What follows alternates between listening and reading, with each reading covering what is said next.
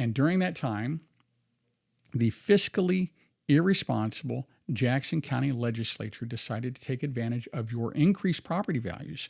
So in addition to the massively overinflated cost for everything I listed just a moment ago, now everybody who owns property in Jackson County, Missouri, owes far more in real estate taxes. Now, as a side note, towards the end of the pandemic, when people were driving their cars the least amount, I shared about my personal property tax on some older cars that I'd owned for over 4 years. The tax on those cars, they increased by more than 33%. And this happened to most of us. Before that, my personal property tax always went down with the cars as they depreciated with age. Now, as a result of the Jackson County legislative fiasco, my monthly escrow to cover the real estate taxes has increased this year by $400 a month. That's almost $5,000 a year. And I'm not alone in this. In my story, it's not rare. I bought this.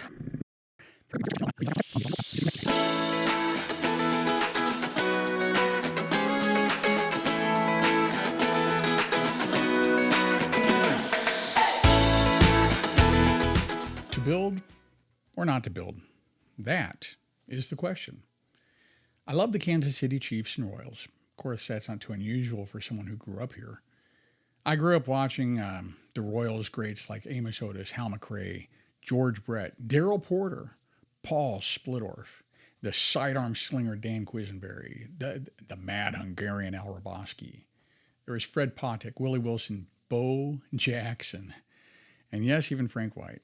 In fact, I think Frank was possibly one of the most undervalued players in baseball. Off the field, he was one of the most genuinely likable guys from the game. And on the field, he was consistent, quick. His ability to dive and catch and convert the play, it was incredible. I think he even won 8 Gold Gloves. And as for the coaching, who can forget Whitey Herzog and Dick Hauser? It all worked, though, because of Ewan Kaufman. He gave so much to Kansas City, not just through baseball, but his pharmaceutical company, Marion Labs. And due to his drive and vision, Kaufman eventually, he employed more people than I can possibly imagine. And he was an amazing philanthropist. By the way, I just realized I haven't welcomed you to Common Sense for Uncommon Times. This is where we encourage and equip believers to respond to issues of our day with common sense from a biblical perspective. Now, today's episode is more like one of the attention deficit news disorder topics I cover from time to time. And while the story unfolding here is very unique to people in the Kansas City, Missouri area, it's really a cautionary tale for people all across the country. Oh, don't forget, if you like the content here, hit the like and the share and the other buttons down below, right down there. Can you see them down there? And if you don't mind, leave a comment, even if it's just an emoji. That helps the engagement and the algorithm, which allows more people to see the content on here. Okay, back to the topic at hand. Growing up, my parents, they didn't have much money. And because of the kindness of others, we still got to see some great baseball games almost every season, sometimes right behind home plate. When the Royals won their first World Series in 1985, I was away at college, but because of my enthusiastic, I'll make that loud celebration, it was the only time I ever gotten written up for bad behavior. Wouldn't you know it, though, the RA who cited me, he was a huge St. Louis Cardinals fan. And after that, I still attended games almost every year, even when I lived in Chicago. I'd travel home during the summer, and I'd go visit a game from time to time. And then when I moved back to Kansas City, I worked for a company where we had season tickets about 10 to 15 rows right behind Royals dugout. And sometimes I got to go enjoy the game there. One of the most enjoyable and relaxing memories for me is sitting right there in the shade before a home game, eating a hot dog or 3. I was watching batting practice, and then we'd enjoy the game. Oh, along the way, we suffered that 30-year drought before a second World Series win. I still went to the games every year, and I had a blast, even though Major League Baseball and the Players Union pretty much ruined the game for small market teams coming out of the '94 strike. It's amazing that the Royals managed to put together the 2014 and 15 teams. If you've ever watched the movie Moneyball, that's pretty much what the Royals did. They captured lightning in a bottle. And then they did what the Royals always do, and they sold off their high-valued assets to large market teams who can afford to outspend everyone else, increasing their chance at a postseason game or postseason win. As for the Chiefs, what's not to love? My brother and I, we had the ugliest red coats with these burnt mustard vinyl sleeves. I'm not sure what the color was, but it was ugly. And that didn't matter, though, because we had Chiefs coats and we wore them proudly.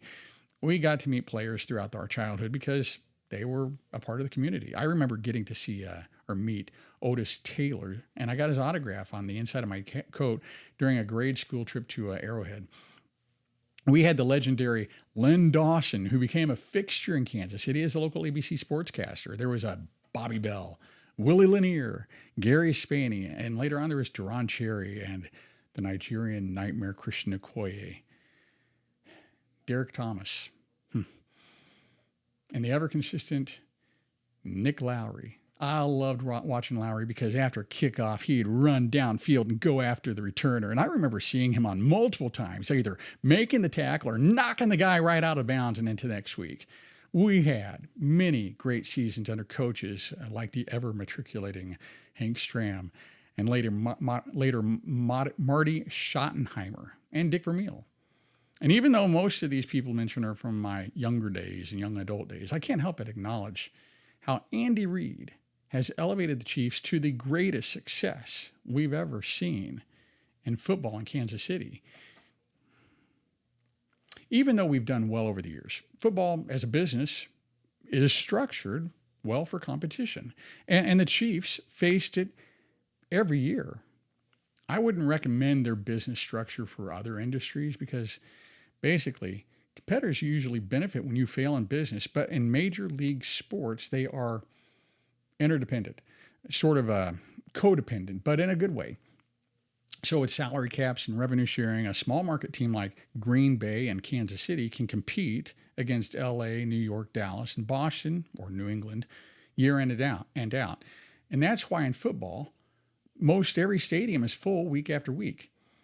While talent is always important, in football, you can't simply purchase all the best players if your team happens to be in a more financially lucrative market. For the Royals, people have long joked that we're just the farm team for Boston and New York. The NFL depends greatly on coaching, scouting, and personnel decisions that have to live within a limited budget. And of course, the sacrifice of some players like Patrick Mahomes, who's willing to earn less than market value so that a well-rounded team can be built.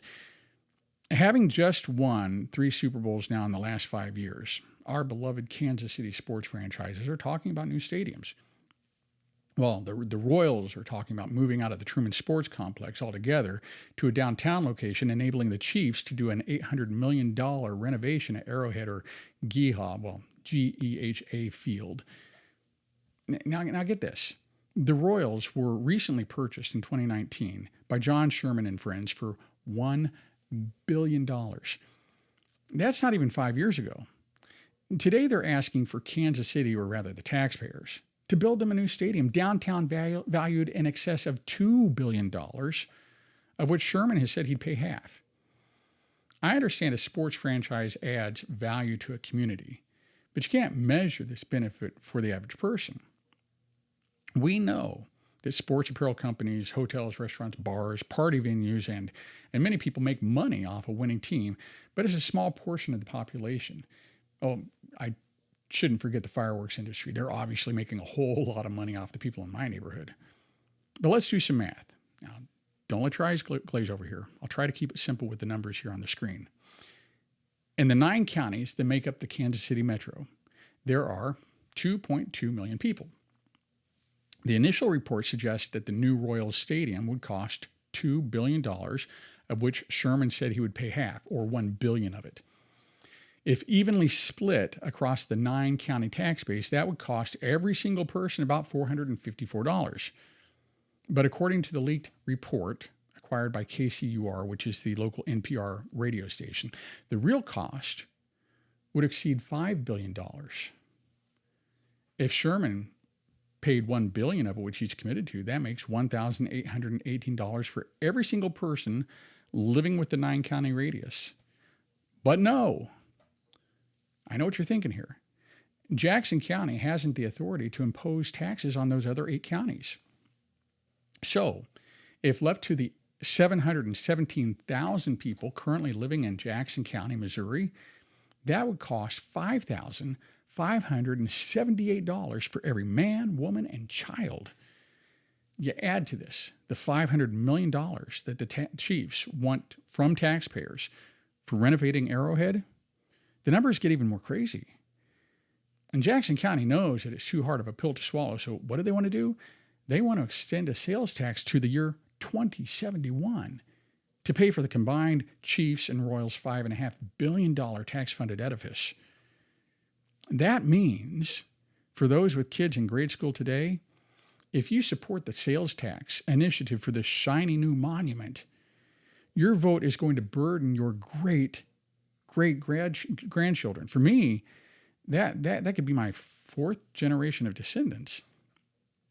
Proverbs 13:22 says, a wise man leaves an inheritance to his children's children, not a debt. There are so many problems here. I can't possibly address all of it in one podcast. First of all, as much as I love the Chiefs and Royals and claiming to be the home of the champions, the vast majority of sports fans in Jackson County can never afford to enter Arrowhead Stadium for a game. And there's no way you could possibly compensate all those fans with free tickets to games and remain in business. You could argue that everyone can still watch the games on TV, and that's free. Remember, the teams are also earning a lot of advertising revenue for those games.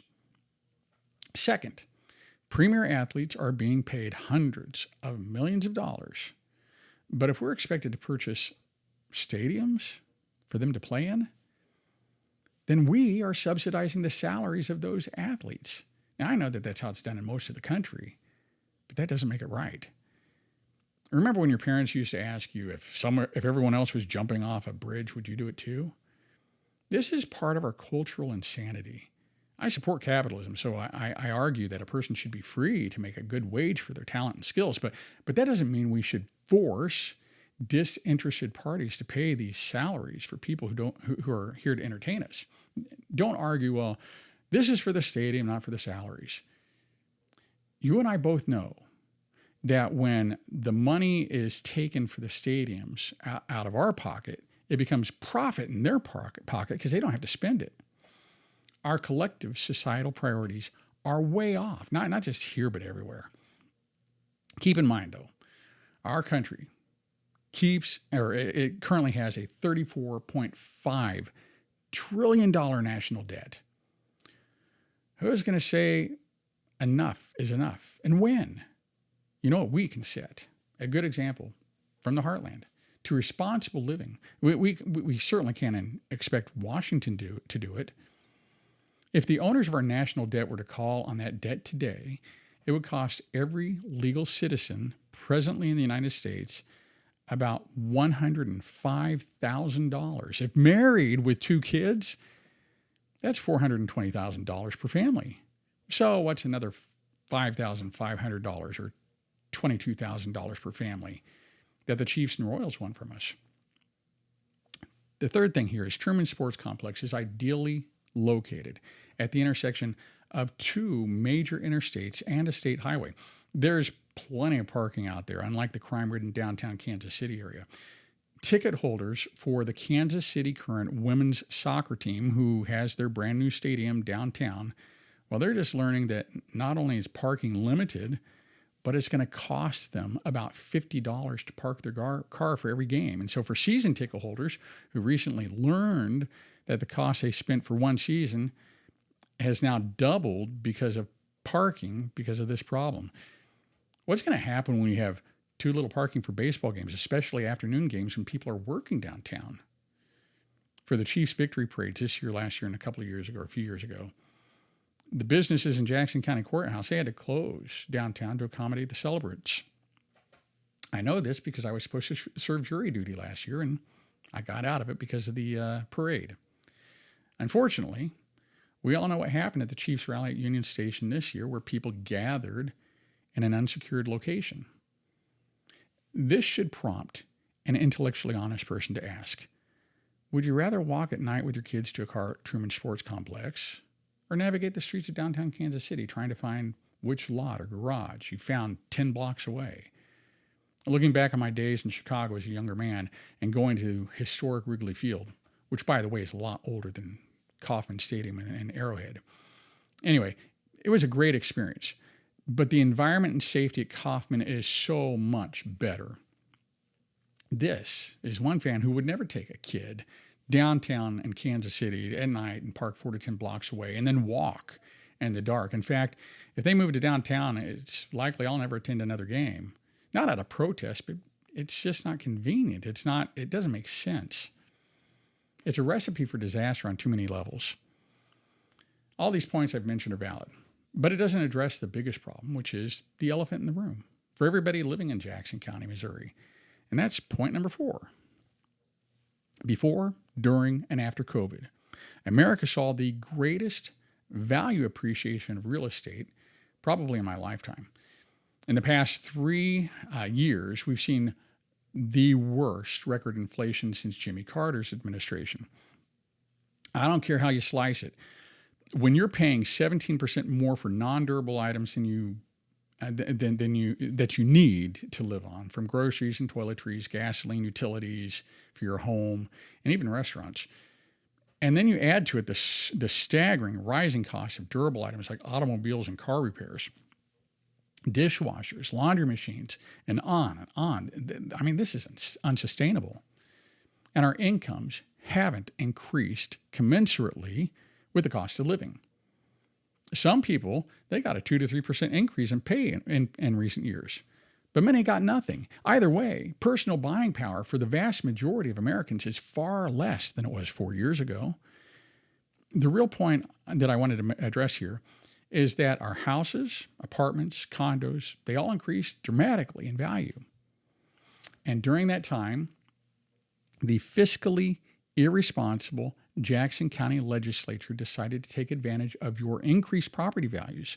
So in addition to the massively overinflated cost for everything I listed just a moment ago, now everybody who owns property in Jackson County, Missouri, owes far more in real estate taxes. Now, as a side note, towards the end of the pandemic, when people were driving their cars the least amount, I shared about my personal property tax on some older cars that I'd owned for over 4 years. The tax on those cars, they increased by more than 33%. And this happened to most of us. Before that, my personal property tax always went down with the cars as they depreciated with age. Now, as a result of the Jackson County legislative fiasco, my monthly escrow to cover the real estate taxes has increased this year by $400 a month. That's almost $5,000 a year. And I'm not alone in this. In my story, it's not rare. I bought this house 5 years ago, and the taxes have more than doubled in that time. The value hasn't, but my taxes have. And the only way people can benefit from the increased property value is to sell their home and downsize or just leave the county. To compound the problem, along with these increased tax rates, the housing interest rates are climbing, which means many houses inside of Jackson County aren't selling as fast as they did 4 years ago.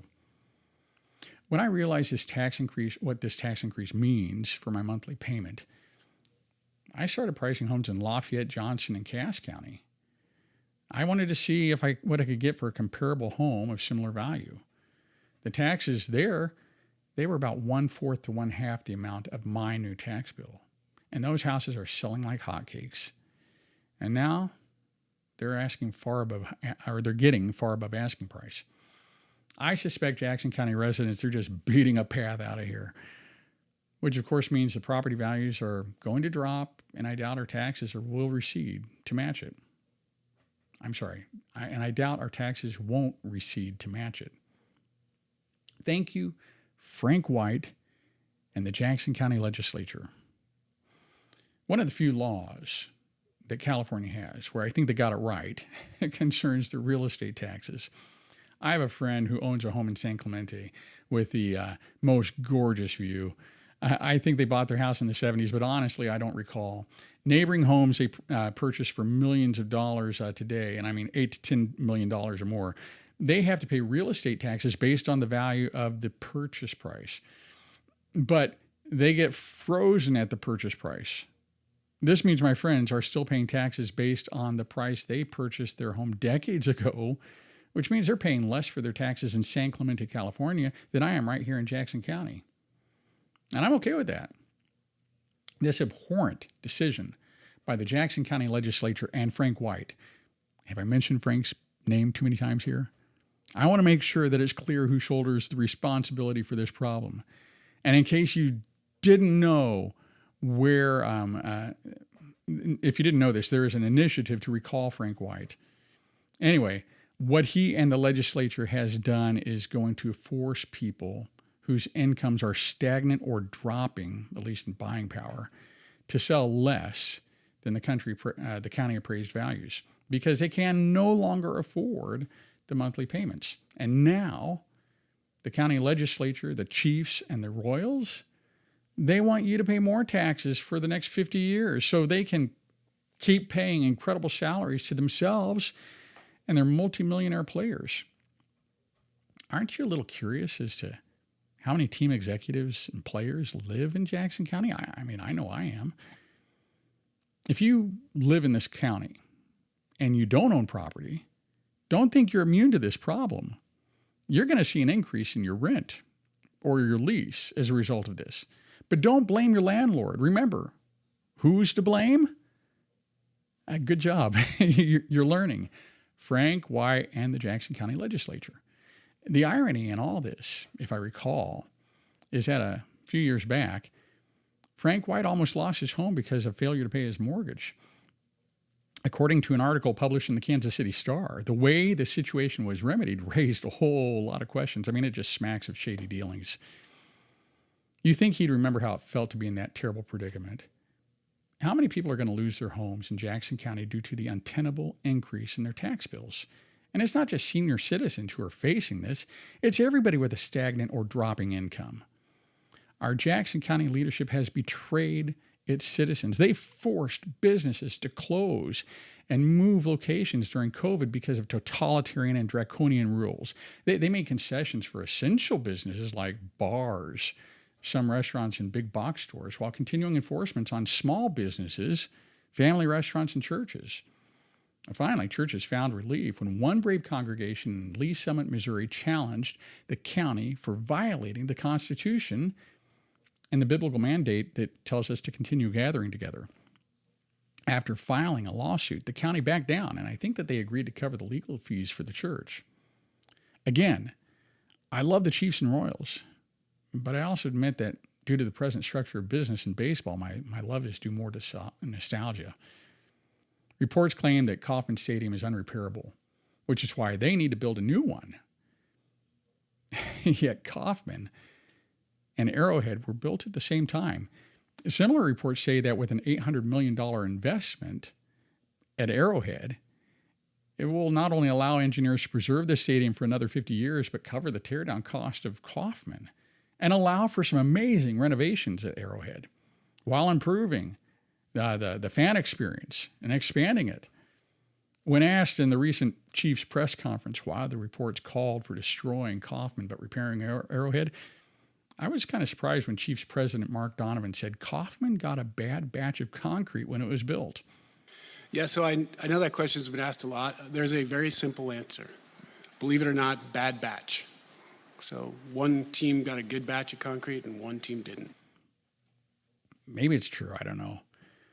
But if Sherman has $1 billion he can afford to dump into a new stadium downtown while expecting taxpayers to pony up somewhere between $1 and $4 additional billion, why doesn't he put his money in renovating the K and purchasing a competitive roster?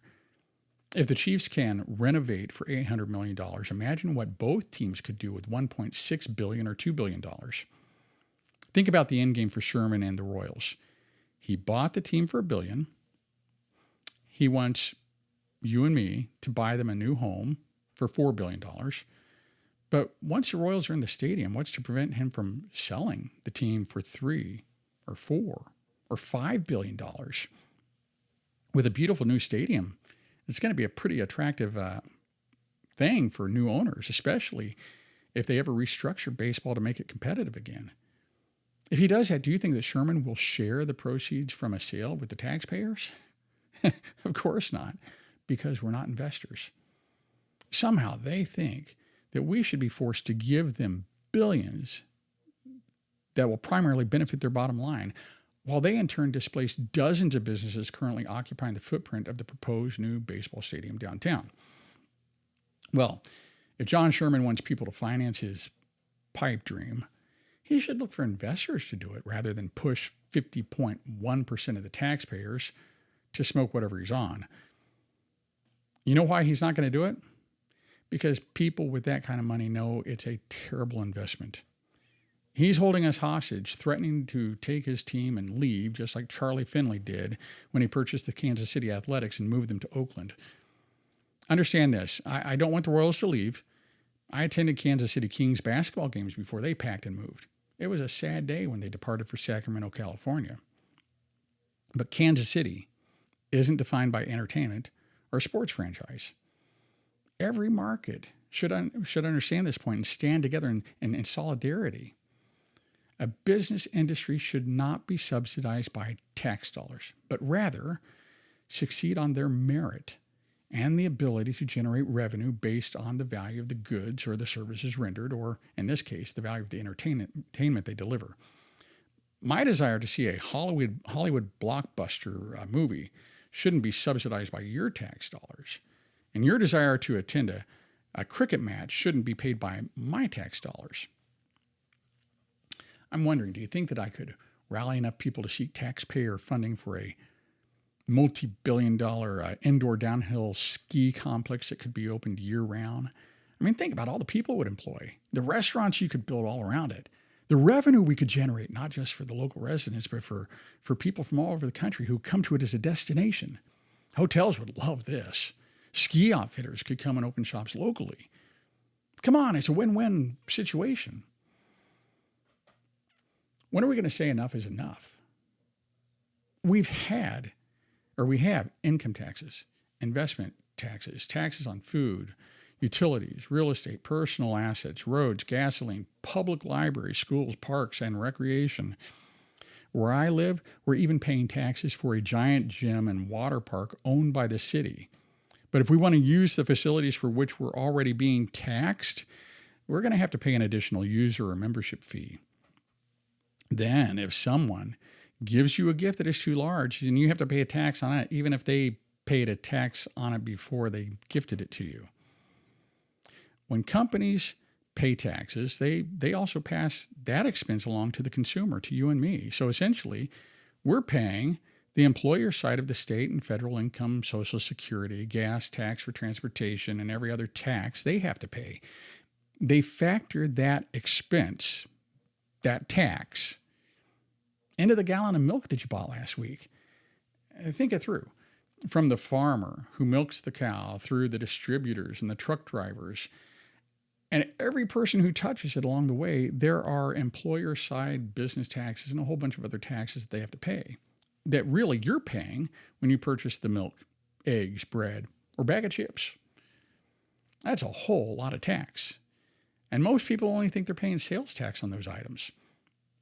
If you counted every single tax that we pay, I wouldn't be one bit surprised if the average person pays in excess of 50% of their income in trickle-down taxes and personal taxes. We are being taxed to death. But it's like the death by 1,000 cuts, and we don't know precisely when that tipping point is going to take the life of our country. But even death doesn't stop the government, because your estate might still own some taxes when you die. If the Royals and Chiefs want shiny new stadiums, raise the prices or bring on new investors. This is hard to say, especially because I love the contribution the Hunt family has made towards Kansas City. Lamar was a good man, and as best I can see, so is Clark. But the people of Jackson County are hurting. And this proposed extortion of billions of dollars from taxpayers seems tone deaf to the realities of the average citizen, especially in light of what our own legislature has done to us in recent years. Who is going to lead the charge to invite critical thinking back into our culture? I encourage the Shermans and Hunts to reevaluate this present agenda. Find a better way. The average household income is $65,000 in Jackson County. That's not the individual, but the household income. Our teachers, they make between $40,000 and $80,000 a year, while you and some of your players make that in a day. Stop pushing for us to pay for your billion-dollar fantasy when most families are struggling to afford food for the table. If the Hunts and Shermans won't back down, I encourage citizens of Jackson County to show up at the polls on April 2nd and express through your vote that we've had enough.